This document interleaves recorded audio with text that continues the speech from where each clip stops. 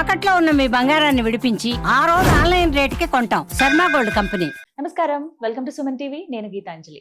ప్రస్తుతం మనతో పాటు ప్రముఖ జ్యోతిష్య పండితులు, శ్రీచక్ర పీఠం వ్యవస్థాపకులు, సుమన్ టీవీ ప్రేక్షకులందరికీ ఎంతో సుపరిచితులైన బ్రహ్మశ్రీ ప్రదీప్ జోషి గురువు గారు ఉన్నారు. వారితో మాట్లాడదాం. గురుగారు నమస్కారం అండి. శ్రీమాత్రే నమః. ఇక 2026 ధనస్సు రాశి వారికి ఎలా ఉండబోతారు? ధనస్సు రాశికి సౌభాగ్య యోగ సిద్ధి ఈ సంవత్సరం ఉంది. ముఖ్యంగా స్త్రీలకండి భయంకరంగా కలిసి వస్తుంది ఈ సంవత్సరం. కాకపోతే వాళ్ళు నవ్వాలి, తక్కువగా మాట్లాడాలి, అదే కండిషన్. స్త్రీలు కష్టమైన పని. మా గీతాంజలి గారు నవ్వినట్టే నవ్వాలి, తక్కువగా మాట్లాడాలి, అంతే. ఇంకోటి మూలా నక్షత్రం వాళ్ళు ఎంత తక్కువ మాట్లాడితే ఈ సంవత్సరం వాళ్ళకి అంత లాభం. తక్కువగా మాట్లాడండి, ఎక్కువగా వినండి. అందరూ, అందులో మహిళలు కీలకం.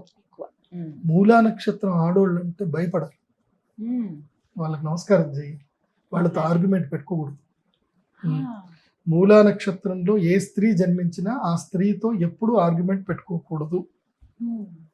అమ్మా నమస్తే, మీరు చెప్పినట్టే చేద్దాం అనాలి, అంతే అనాలి, వెళ్ళిపోవాలి, అంతే. అందుకోసం అంటే సున్నామికి ఎవడు ఎదురు సున్నామికి ఎదురు అలా చెప్తున్నారా? కాబట్టి మూలా నక్షత్ర జాతకులకి ఈ సంవత్సరం మాత్రం అదృష్ట యోగం ఉంది, సౌభాగ్య యోగం ఉంది.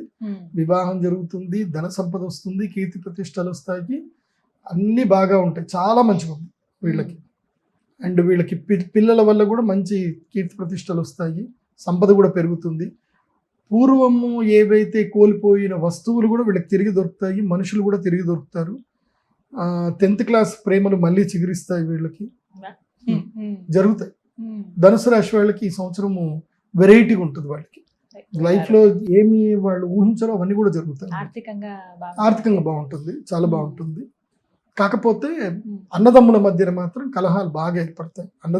అన్నదమ్ములు మాత్రం కాస్త సౌమ్యంగా ఉండండి. అన్నదమ్ములు, అక్క చెల్లెలు సౌమ్యంగా ఉండండి, అంతకుమించి ఏం లేదు. ఈసారి ధనుసు రాశి వాళ్ళకి చాలా బాగుంది.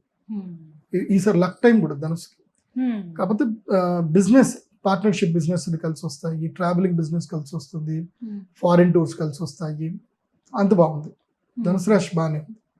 కాకపోతే ఏదున్నా వరలక్ష్మి వ్రతం వరకు మాత్రమే. వరలక్ష్మి వ్రతం అయిపోయింది అని అంటే లక్ష్మీదేవి టాటా చెప్తుంది. ఈ లోపల లక్ష్మీదేవి కాళ్ళు పట్టుకొని ఇంట్లోనే దగ్గర ఉండేటట్టు ప్రార్థన చేసుకోండి. మీరు కరెక్ట్గా లక్ష్మీదేవికి రెస్పెక్ట్ ఇవ్వలేదు అనుకోండి, అమ్మ వెళ్ళిపోతుంది. అందుకే సైలెన్స్ ఉండండి అని చెప్తాను. వినండి, ఎక్కువగా వినండి, తక్కువగా మాట్లాడండి. And give respect to the others opinion. వేరే వాళ్ళు ఏదైనా ఒపీనియన్ చెప్తే వినండి. నీకు నచ్చిందే నువ్వు చేస్తావు, అది నాకు తెలుసు, కాకపోతే కొంచెం విను.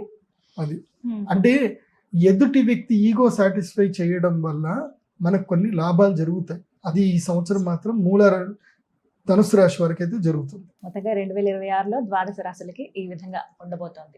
ధన్యవాదాలు. శ్రీమతి.